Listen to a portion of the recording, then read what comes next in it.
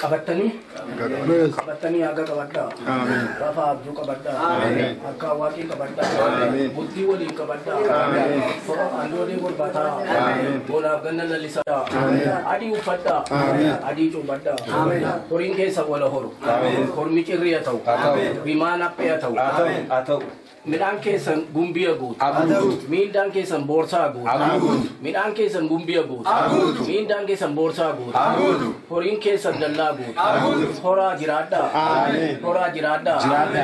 jiraadhaa waleessuu kormataa yaabbii bu'aatii dhowwaddaa Kela manafa, walitu gafa.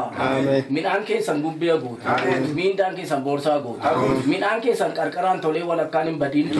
Gael di ke sang ganama tole galgalahim badin. Min anke sa walakkan tole galgalahim badin. Gael di ke sa galama tole galgalahim badin.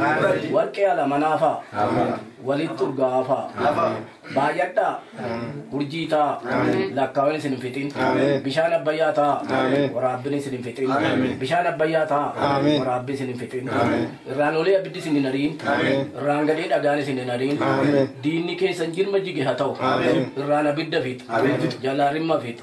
Karani sintim tang kararo ba tau. Dini ke sarrafu bona tau. Hokala. Hokal tani uttani hokala gala. Korma gafa mutaka buta. Anda finin dandi nyita. Kan kalacca da kabuta. Kan kalacca sadu badini hin abban nita. Kan nugo adda kabuta. Kan nugo dubbatuta. Kan nugo adda kabuta. Kan nugo dubbatuta. Ijike sambibtu atau.